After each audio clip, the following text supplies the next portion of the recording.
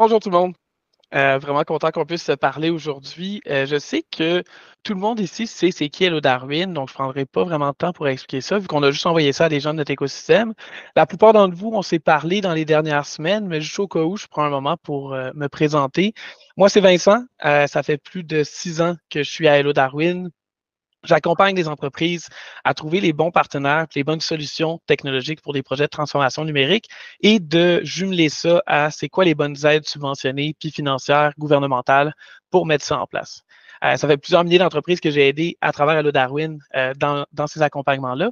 Puis là, je réitère le but de la rencontre. Le but, c'est de vous donner des conseils pratiques sur comment est-ce que vous pouvez combiner des subventions gouvernementales pour mettre en place des projets de transformation numérique tout en donnant des exemples concrets. Donc, n'importe quand que vous avez une question que c'est pas assez concret pour vous ou que vous voulez savoir comment est-ce que ça s'applique de votre côté, posez la question, envoyez-la dans le Slido à Jeff. Et le but, c'est d'avoir un peu une conversation dans tout ça. Parce que sinon, je vais parler peut-être une vingtaine, 25 minutes. Il va aussi avoir une séance de questions après, mais ça peut être le fun de discuter. Donc, l'ordre du jour. On va commencer en disant c'est quoi les projets types de transformation numérique. Donc, c'est quoi qui tombe dans le parapluie de transformation numérique? C'est quoi les projets qui sont admissibles? Après ça, c'est quoi les avantages, les coûts, à quoi s'attendre pour un projet de transformation numérique? Et faire le parcours de c'est quoi les subventions gouvernementales prêts disponibles, comment les jumeler et aussi vous donner des exemples concrets de comment ça peut s'appliquer dans votre entreprise. On commence avec c'est quoi la transformation numérique? Le volet un peu plus académique de la chose va nous dire que c'est soit de la maturité numérique ou de la gouvernance numérique, ce qui est moins concret dans l'application aujourd'hui, mais c'est important de garder ça en tête parce que les programmes de subvention qu'on va viser vont vouloir qu'on parle de ces aspects-là. Donc, ce que ça veut dire un peu la maturité numérique, là, ça, on toute une compréhension un peu claire, mais c'est comment est-ce que vous utilisez les technologies pour améliorer l'expérience client. Donc, ça pourrait être, on va dire, un CRM ou un e-commerce, ou comment est-ce que vous voulez implanter des technologies pour pour améliorer les processus opérationnels. Du côté de la gouvernance, on parle plus de c'est quoi la culture d'entreprise que vous avez par rapport aux outils technologiques. Donc, l'utilisation des outils qui est faite autant par les employés que la direction. Est-ce que vous avez une vision claire de c'est quoi vos revenus, c'est quoi vos dépenses, comment est-ce qu'ils sont influencés? Si la réponse est non, c'est probablement justement un manque au niveau des technologies, des outils qui ne se parlent pas et tout ça. Donc, ça, c'est la transformation numérique. Ça, c'est la version académique. Pour faire ça simple, en une phrase, la transformation numérique, c'est l'implantation ou l'optimisation d'outils technologiques pour augmenter la rentabilité, l'efficacité ou la productivité de votre entreprise. Donc, ça va souvent toucher à ces 6 sphères-là. Après ça, pour identifier c'est quoi le besoin de votre entreprise en termes de transformation numérique, la meilleure façon, c'est de commencer avec l'écosystème de vos solutions. Puis là, avant même de regarder les solutions, c'est de regarder c'est quoi les besoins de votre entreprise. Donc, toutes les entreprises, vous avez peut-être un besoin de comptabilité, un besoin de faire des horaires, un besoin de gérer les relations clients, gérer peut-être le site web, gérer les relations avec vos fournisseurs. Donc, c'est de voir c'est quoi les besoins que vous avez en ce moment, puis c'est quoi les technologies qui répondent à ces besoins-là. Et après ça, quand ça c'est fait, on a dressé le profil de, on va dire, comment est-ce que vous gérez votre comptabilité, vous gérez la relation client. Pour ça, c'est voir comment est-ce que ces deux-là, ils se parlent. Est-ce que c'est quelqu'un qui fait le partage d'informations? Est-ce que c'est un API qui est défaillant? Est-ce que c'est des intégrations déjà faites? Voir, poser un peu ces questions-là va nous amener un peu à c'est où qu'il y a des enjeux technologiques qui sont causés et mixer cet exercice-là à l'autre exercice avant va être de dire ben, comment est-ce qu'on a une vision partagée de l'information dans nos entreprises? Est-ce que je sais quel employé produit plus ou moins qu'un autre? Est-ce qu'on a une vision claire justement de nos revenus, de nos dépenses, encore une fois? Puis est-ce que les décisions du leadership, donc de la direction, sont basées à l'aide ou avec, supportées par des outils technologiques? Est-ce qu'on fait ça au pif? Est-ce qu'on fait ça avec des reporting on sait qu'il y a de la fiabilité ou non? Donc, ça, c'est la transformation numérique. Puis, en gros, justement, la première étape, c'est de savoir c'est quoi qui est à faire en transformation numérique. Donc, ça, là, c'est fait. Maintenant qu'on a un projet défini, on va dire justement, prenons la vision partagée de l'information. On veut savoir quel pôle a quelles dépenses, nos projets, est-ce qu'on est rentable sur nos projets? Est-ce qu'on a des nouvelles initiatives de modèles d'affaires qui sont rentables ou pas? Puis voir un peu c'est quoi les KPI de nos employés ou de l'entreprise en tant que telle. Ça, on va dire on a un manque de visibilité là-dessus. Donc là, comment est-ce qu'on va faire? C'est que ça va être de voir c'est quoi la répartition des coûts que vous avez besoin pour ce projet-là. La répartition des coûts habituelle, qui est une règle de pouce, mais elle va être répartie dans les 4 mêmes sphères. Ça, les 4 mêmes sphères, ils restent tout le temps. Le pourcentage va un peu varier, mais les 4 mêmes sphères, c'est la planification pour commencer. Après ça, il va y avoir la mise en œuvre et les frais de licence, puis il va y avoir la formation pour terminer. Dans les prochaines slides, on va couvrir, ça va être quoi les subventions qui s'attachent à ces différents volets. Mais premièrement, c'est expliquer un peu c'est quoi qui est dans tout ça, puis pourquoi on a besoin de ces différentes étapes-là. Souvent, quand je montre cette slide-là, les gens vont me poser la question, pourquoi 25 de planification? Pourquoi on ne mettrait pas tout ça dans la mise en œuvre? La réalité, c'est que quand on regarde des statistiques de transformation numérique, qu'est-ce qui fonctionne, qu'est-ce qui ne fonctionne pas, ou qu'est-ce qui cause les échecs, c'est à tout coup, ou en tout cas dans la grande majorité des cas, ça va être une erreur en planification. Dans les milliers d'entreprises avec qui j'ai parlé à Hello Darwin, il y en a eu des centaines qui sont arrivées en me disant, j'ai un logiciel que j'ai intégré il y a 1 an avec un fournisseur. On a juste pris le premier qu'on a trouvé sans faire de planification numérique. On arrive à la fin du projet et on remarque que le logiciel ne s'intègre pas avec notre modèle d'affaires. Ça ne fonctionne pas avec comment est-ce qu'on fonctionne. Ça ne fonctionne pas avec les outils qu'on a à l'interne. Donc là, ça crée d'autres dépenses, ça crée d'autres dépendances technologiques. Puis essentiellement, le projet qui a coûté 50 000 va coûter 100 000 quand pourtant le 25 qu'on avait besoin pour faire la planification aurait juste été un 12 000 de plus. Puis là, après ça, on a 50 000 de dépenses, peut-être même des trentaines de milliers qui arrivent en plus, puis on n'a même pas le service ou le produit qu'on avait besoin. Donc, l'idée derrière la planification, c'est de s'assurer de faire les bonnes décisions. Puis, la meilleure analogie que j'ai, c'est, je ne sais pas pour vous, mais en tout cas, moi, quand je fais un petit projet de quincaillerie maison, j'avoue pas être le plus savant là-dedans, mais peu importe combien que je veux faire ça de la bonne façon, je finis tout le temps par faire 3 allers-retours à la quincaillerie. Ça, c'est parce que j'ai mal planifié mon affaire. J'ai mal planifié ce que j'avais besoin, j'ai mal planifié les mesures, j'ai mal planifié X et Y. Puis là, je reviens à la quincaillerie à chaque fois. Soit ça me coûte un peu d'argent, ça me coûte du temps, mais à l'échelle d'une entreprise, c'est pas juste un dimanche que ça va nous coûter, ça va nous coûter pas mal plus que ça. Donc, c'est un peu là l'importance de la planification. Après ça, c'est quoi les subventions qui viennent s'attacher dans un projet de transfo numérique, concrètement? Ça va être vraiment dans la planification, on va voir surtout le PCAN dans le volet 2. Ça, c'est pour l'amélioration des technologies de l'entreprise. C'est une subvention de 15 000 que vous pouvez obtenir. Il va y avoir le SR du volet 1B, qui est une subvention de 20 000 que vous pouvez obtenir pour la sélection des technologies et la sélection du partenaire. Et il va y avoir les subventions de l'Initiative québécoise de la construction pour des audits numériques pour la subvention de formation puis d'achat d'équipement. Je prends juste un petit instant pour une gorgée. Encore une fois, tout le monde aussi qui nous a joints un peu après, n'hésitez pas si vous avez des questions, n'hésitez pas à les mettre dans Slido, on va aussi couvrir tout ça à la fin, si vous avez des questions qui peuvent s'appliquer plus à votre situation spécifique. Donc là, on parle de c'est quoi les subventions qui sont disponibles pour la planification. Donc, il y a le PCAN volet 2, il y a le SR 1B, il y a le IQC 4.0. Après ça, utiliser ces subventions-là va vous ouvrir les portes pour les subventions de la mise en œuvre. Donc, le SR 1B va justement vous ouvrir les portes vers le SR 1C. Le PCAN volet 2 va vous ouvrir les portes vers la subvention salariale et le prêt sans intérêt de la BDC. Pour ceux qui ne savent pas, le prêt sans intérêt de la BDC, c'est un prêt de 100 000 sans intérêt sur une durée de 6 ans. La façon la plus pertinente de l'utiliser, c'est surtout pour amortir le cash flow que ça demande de faire ces projets-là. Et après ça, vous vous faites rembourser par les subventions. Donc, on va dire, on prend un projet à 100 000 au total, on le finance au complet avec le prêt à 0 et vu que les subventions font juste nous rembourser, ben, le 50 qui va se faire rembourser dans le volet 1C du SR, ben, il nous le rembourse sans même que ça ait affecté le cash flow. Donc, en tout cas, le prêt de la BDC va être très pertinent pour ça. Donc, pour revenir en arrière, planification, on a le PCAN volet 2, le SR1B, l'IQC 4.0. Après ça, les frais de licence, ça va être à payer avec le prêt à 0 de la BDC. La mise en œuvre, ça va être une combinaison du volet 1C de SR, le prêt de la BDC et la subvention salariale. Puis après ça, pour la formation, autant pour couvrir les honoraires de vos employés qui se font former que les honoraires des formateurs, vous pouvez aller chercher des subventions à Emploi Québec qui couvrent jusqu'à 40 autant des honoraires que du formateur que de vos employés. Donc ça, c'est vraiment la meilleure façon de combiner ces aides subventionnées-là pour votre projet numérique. Là, après ça, concrètement, c'est comment est-ce qu'on verrait ça s'appliquer dans un vrai projet? La meilleure façon, on signe des NDA avec nos clients, donc on ne peut pas parler des détails de ça, mais Hello Darwin, nous, on a fait un projet de transformation numérique en 2023 au courant de. Donc, en fin 2022 et en début 2023, on a remarqué que justement, comme l'exemple que je donnais tantôt, on avait une mauvaise vision partagée de l'information. qu'on n'arrivait pas à savoir quelles nouvelles initiatives de notre modèle d'affaires qui étaient plus pertinentes ou plus rentables que d'autres. On n'arrivait pas à savoir quel employé produisait plus que d'autres. On n'arrivait pas à se créer des KPI par rapport à notre performance.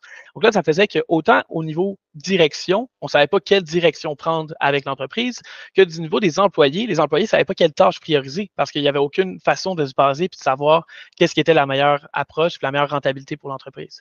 Donc, ça faisait une grosse discordance dans toutes les actions qui étaient prises entre les différents employés. Puis ça, c'était à cause que nos données n'étaient pas unifiées en elles. Puis on n'arrivait pas à voir les rapports qu'on avait, puis les analyses, puis les données qu'on avait, puis on ne pouvait pas s'y fier vraiment. Ce qu'on a fait, c'est qu'on a justement changé de CRM de Pipedrive vers HubSpot, puis on a solidifié l'intégration avec notre ERP. Donc, on a fait en sorte justement qu'on avait un nouveau CRM centralisé pour toute la relation de nos clients, puis on l'intégrait avec le ERP pour s'assurer que les données ils se parlent, puis qu'on n'avait pas de tâches manuelles, puis qu'on n'ait pas non plus de données qu'on ne pouvait pas se fier dans tout ça. Donc, le résultat, en termes de c'était quoi les chiffres, c'était quoi les coûts, puis comment est-ce qu'on a réparti ça, ça a été un coût environ de 100 000 pour le projet. Il y avait 25 qui est allé dans la planif, 15 dans la licence, 50 dans la mise en œuvre et 10 dans la formation des employés pour les outils à l'interne qui étaient après ça nouveaux puis qu'on devait apprendre à utiliser.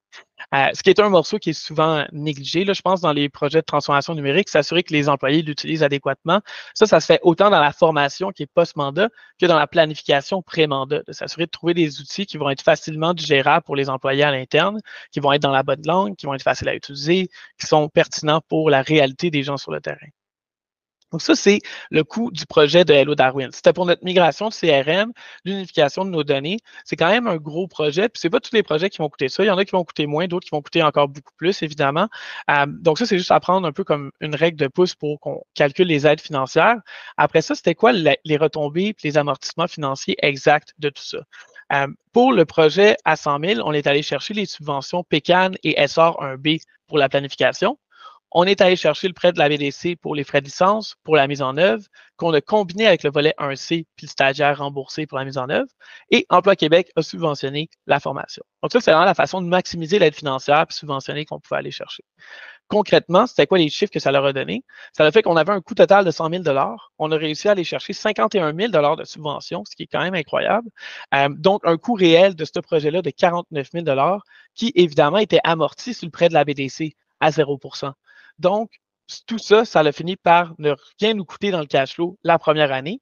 Puis le gain que ça l'a fait, c'était une augmentation des ventes de 300 et un retour sur investissement en une année. Donc, ce 50 000-là, 49 000 $-là de dépenses, on l'a remboursé et encore très rapidement. Puis là, le prêt à 0 ça va être amorti sur une question à peu près sur les 6 ans. Justement, sur le prêt de la BDC, Vincent, on a une question sur comme je me suis fait dire que c'était plus autour de 25-50 que 100 cas. Est-ce que c'est possible d'éclairer un petit peu là-dessus?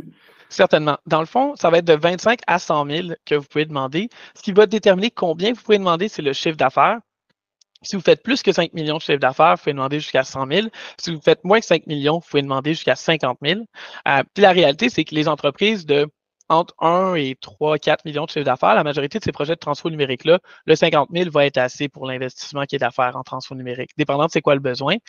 Donc, c'est ça, c'est possible que si la personne s'est fait dire 25 à 50, c'est probablement à cause du chiffre d'affaires. Donc, moins que 5 millions, ça veut dire 50 000 et plus, 50 000 à 25 que vous pouvez aller chercher, et plus que 5 millions, c'est jusqu'à 100 000.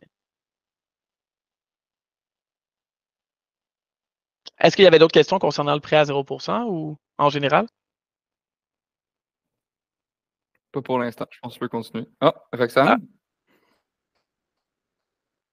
Tu peux te unmuter. Est-ce que tu peux parler ou ben oui, bien sûr. Ah non, ben on encourage à parler, fortement. Oui. En fait, j'avais une question concernant, là, on a vu que tu as pris, que Hello Darwin a pris le prêt subventionné de 100 000, le prêt mais les subventions après qui totalisent 51 000, est-ce qu'on le sait après si on peut les avoir? C'est une demande ou c'est automatique? On fait toutes les demandes avant d'enclencher les dépenses. Avant, OK. Ouais. Donc, on va le savoir avant, puis c'est justement parce qu'on va leur remettre l'étendue des dépenses qu'on a pour le projet avant, puis là, ils vont nous rembourser au fur et à mesure sur les dépenses qu'on a. Donc, on va tout le savoir avant. En effet, ça, on le savait déjà avant d'entreprendre le projet. Parfait, merci. Ça fait plaisir. D'autres questions, Jeff, ou? On va continuer, puis après ça, je vais poser des questions plus vers la fin, parce que je pense que c'est plus pertinent que tu termines. Parfait. En fait, on en a une nouvelle. Pourquoi le gouvernement nous oblige à faire un plan avec 15 000? C'est trop, non? Ou pourquoi ne pas utiliser une partie en exécution? La réponse rapide, c'est que le gouvernement fait juste le 15 000 de subvention du PECAN, il peut juste rembourser les dépenses pour un plan de transformation numérique. Puis la réalité, c'est que 15 000 pour beaucoup d'entreprises, c'est vraiment pas assez. Comme on l'a vu, là, ce plan de transformation numérique-là, en termes de c'est quoi les pertes que ça peut amener si on fait un mauvais plan de transfo numérique, c'est pas mal pire que juste un plan de transformation numérique. Dans les plans qu'on fait avec le 15 000, on va voir des recommandations qui vous donnent un retour sur investissement pratique par rapport à c'est quoi les implantations qu'on fait. Donc, c'est de dire peut-être vous passez 5 heures par semaine, ou même justement un des exemples qu'on avait, c'était un client qui passait 5 heures par semaine à faire de l'entrée de données d'un logiciel à un autre. Puis justement, à chaque année, à un taux horaire de 30 de l'heure, ça revenait à 8 000 de dépenses. Puis juste en connectant ces deux outils-là, avec la subvention salariale de 7 300, ils arrivaient directement à éliminer ce coût-là puis remettre cette dépense-là ailleurs. Donc, ça leur sauvait déjà 8 000 par année sur la première année. Donc, c'est un projet qui se rembourse déjà en 2 ans si vous payez le plein prix pour le 15 000 du plan numérique. Mais là, encore mieux, il est subventionné. Donc, profitons-en.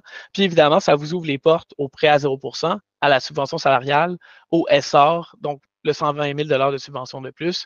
Donc, c'est vraiment tout ça qui est pertinent dans le plan numérique. Après ça, moi, j'ai quasiment fini ma présentation. Mon but, c'est de vous donner une application concrète de c'est comment est-ce que les subventions peuvent être utilisées pour mettre en place ces projets de transformation numérique-là. Mon but, c'était pas de vous prendre toute votre heure de dîner avec ça. Donc, je suis vraiment intéressé à avoir plus une idée de c'est quoi vos questions par rapport à ça pour voir justement ce que vous en pensez là, à ce niveau-là. On a une nouvelle question, puis je vais la jumeler avec une autre, là. En fait, c'est quoi le rôle d'Hello Darwin dans ces demandes de subvention? Puis en même temps, est-ce que Hello Darwin donne une solution clé en main pour toutes les subventions citées dans ce webinaire? En gros, Hello Darwin, nous, on vient aider avec tout ce qui est trouver le bon partenaire, trouver les bonnes solutions technologiques, puis trouver les bonnes aides de subvention pour mettre ça en place.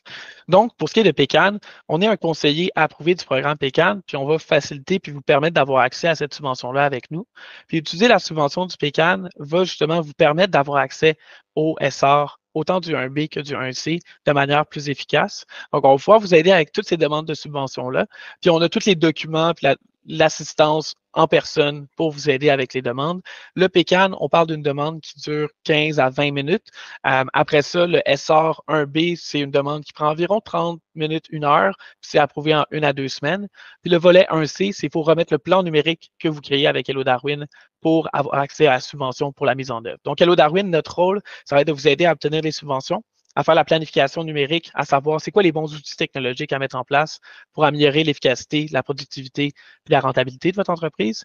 Puis après ça, ça va être de vous identifier c'est quoi les bons intégrateurs puis les bons partenaires pour mettre ça en place et avoir les bonnes subventions. Puis surtout, faire le suivi du projet, à savoir les livrables qui vous livrent. Est-ce que ça correspond au cahier de charge que vous avez établi au début? Puis est-ce que justement, vous allez finir avec le produit que vous avez en tête dans les budgets qu'on s'est entendu et dans les échéanciers qu'on s'est entendus, ce qui sont les deux aspects les plus difficiles à faire dans les logiciels de gestion. Super. Donc, prochaine question. En termes de délai, combien de temps peut prendre la demande de subvention? Puis jusqu'à quand on peut faire la demande? Pour ce qui est de jusqu'à quand, ben, combien de temps prend faire la demande de subvention? PECAN 2, comme je l'ai dit, 15-20 minutes, c'est très rapide. Pour ce qui est de SR, puis tout ce qui est la mise en œuvre, SR, ça se termine en mars 2024. Donc, pour appliquer au SR, il faut avoir un plan de transformation numérique fait avec le PECAN puis le SR 1B. Donc, pour appliquer en mars avec ça, on est vraiment dans les dates limites là, en ce moment. Donc, on est dans le 1 ou 2 mois où est-ce qu'il faut commencer à mettre ça en marche pour avoir accès à ces aides financières-là. Là, il y a des gens qui me disent on ne va pas être prêt à faire un projet de transfert numérique au printemps. Est-ce qu'on peut demander l'aide financière puis commencer plus tard? La réponse est oui. Donc, vous pouvez faire la demande de PECAN et commencer jusqu'à 9 mois plus tard. Et vous pouvez faire la demande de SR et commencer jusqu'à 1 an plus tard. Donc, ce qu'on fait souvent, ça va être de faire le PECAN, on fait le plan numérique, on le soumet au SR pour avoir l'aide financière pour la subvention, pour la mise en place. Et vous allez commencer après ça en mars 2025. Donc, vous pouvez commencer jusqu'à mars 2025. Donc, au moins, ça vous donne un peu de délai à ce moment-là, mais c'est ça. Donc, mars, ça va être la date limite pour SR et il faut faire le volet PECAN et 1B avant ça. Cool. Parfait. Donc, prochaine question. C'est possible d'avoir plus de détails sur la subvention provinciale. C'est quoi les critères? Je connais le PECAN, mais pas les autres. La subvention provinciale, est-ce qu'on parle d'Emploi On Québec? parle de SR, je crois. OK. C'est ça, de SR, c'est géré par Investissement Québec, qui est une subvention à 4 volets qui permet d'améliorer la productivité de l'entreprise. Il y a 4 volets. Le premier touche la transformation numérique. Le 2, 3 et 4 viennent toucher l'agrandissement de l'entreprise avec des projets d'immobilisation, la réduction de l'empreinte environnementale, puis l'internationalisation de l'entreprise. Le volet de transformation numérique est le volet où est-ce que Hello Darwin se spécialise, donc on optimise ces demandes-là, mais on peut aussi vous aider et vous diriger vers les bonnes ressources pour tout le reste. Et aussi, un autre truc qu'on pourrait peut-être envoyer à tout le monde de la rencontre dans les prochains jours, Hello Darwin a une base de données avec toutes les subventions et les financements gouvernementaux disponibles au Canada qu'on met à jour à tous les jours. Donc, vous savez en temps réel, c'est quoi les subventions qui sont disponibles pour votre entreprise en dehors de la transformation numérique, parce qu'évidemment, on se spécialise là-dedans, mais on ne connaît pas tout. Donc, on pourrait vous envoyer ça aussi pour avoir plus d'infos sur d'autres subventions qui peuvent être pertinentes pour vous autres. Ça peut juste être intéressant pour d'autres projets d'entreprise, comme de l'achat d'équipements, comme subventionner des salaires et tout ça. Parfait. Il m'en reste 2 autres. Donc, la première, mon entreprise est déjà très connectée. Puis, devrais-je faire l'accompagnement quand même? Je dirais que Hello Darwin, en 2022, ça faisait 6 ans déjà qu'on était en existence, on était déjà connectés. On fait de la transformation numérique, on mange ça matin, midi et soir. Donc, on avait l'impression qu'on était connectés, mais quand on s'est posé les questions, on a remarqué qu'on l'était, mais avec un grain de sel. C'est là justement que plus l'entreprise grandit, plus une petite défaillance dans les données va être une grosse défaillance dans les données. Donc, nous, j'aurais dit qu'on était quand même très bien connectés en 2022. Puis j'étais un des ceux qui était un peu contre le changement parce que j'aime bien ma routine. Mais je dois avouer qu'après qu'on ait fait ce changement-là, on ne peut pas nier le gain opérationnel qui a été fait. Donc, moi, je dirais que même quand on est connecté, même plus on est connecté, plus il y a des connexions qu'on peut avoir oubliées. Donc, l'idée, c'est justement de refaire l'analyse, l'état des lieux, puis voir comment est-ce qu'on peut améliorer l'efficacité opérationnelle. Puis surtout, l'exemple que je donne le plus souvent, c'est que justement, quand on est dans notre entreprise, on a notre 9 à 5, on a notre journée qui est bien remplie. La dernière chose qu'on veut faire à 5 heures PM, c'est se poser des questions sur nos outils, technologiques, sur nos processus, sur quel nouvel outil SaaS est sorti en 2023 qui pourrait nous aider avec de l'intelligence artificielle. Donc, je dirais qu'il y a tout le temps du travail à faire. Super. Puis, dernière question, est-ce que vous vous occupez aussi de la demande de subvention pour les stagiaires? Pour tout ce qui est près de la BDC et subvention salariale, les deux demandes se font directement en ligne à travers le portail de l'ISED. On a tous les documents pour vous aider à faire cette demande de subvention-là, puis elle est super facile à faire. Ça se fait tout en ligne. Donc oui, on va pouvoir vous assister avec ça. C'est tellement facile que ça va se faire très rapidement. Super. On ne semble pas avoir d'autres questions. Je ne sais pas s'il y en a qui veulent poser des questions en live ou en temps réel à Vincent. Sinon, je pense que c'est terminé. Puis moi, pour finir ça un peu tranquillement, là, je dirais que il y a des gens ici à qui on s'est déjà parlé. On avait. Est-ce qu'une Oui, certainement. Toute la présentation va être envoyée à tout le monde. Donc ça va être envoyé à tout le monde par courriel, la présentation complète. Pour l'admission, est-ce qu'il y a des contraintes? Pour le PECAN volet 2, il faut être une entreprise à but lucratif qui a fait 500 000 de revenus dans une des 3 dernières années, avoir 1 à 500 employés. Pour le volet SR, il n'y a pas de critères pour appliquer tant que le projet tombe dans la transformation numérique. Ça aussi, je pourrais donner plus d'informations sur les programmes spécifiques, dépendant de votre entreprise, qu'est-ce qui est éligible ou pas. Mais je pense que les prochaines étapes pour la suite, ceux à qui on s'est déjà parlé, reparlons-nous. Ceux à qui on ne s'est pas encore parlé, parlons-nous. Puis dans les deux cas, on va pouvoir justement enclencher les demandes pour le PECAN, puis s'assurer que ça rentre dans les temps pour le volet SR. Parce que là, comme je disais, mars 2024, c'est ça la date limite pour SR. Donc, on peut commencer le PECAN en 2023, s'assurer que ça soit livré début 2024, faire les demandes pour SR, puis être dans les temps pour tout le reste. Donc, ça va vous permettre d'avoir le prêt à 0% pour financer votre projet de transfo numérique qui va être remboursé en partie par la subvention du volet 1C, la subvention salariale, puis après ça, la formation qui va aussi être subventionnée. Donc, je dirais que ça serait ça le plan de match le plus efficace pour tous ceux qui ont un projet de transfo numérique à venir dans les 12, 18, 24 prochains mois. Parce que justement, comme je disais, SR, on peut le demander pour l'année suivante. Donc, parlons-nous. Il y a mon lien de rendez-vous dans la rencontre qu'on va envoyer à tout le monde. Puis justement, le mieux, ça serait que vous m'écriviez avec votre situation spécifique. Je vais me prendre le temps de répondre à tout ça dès que je peux. Puis on va pouvoir mettre ça en marche ensemble. Super. Ben, merci beaucoup, Vincent. S'il n'y a pas d'autres questions, on va vous laisser retourner dîner et vaquer à vos occupations. Bon appétit tout le monde. Au plaisir.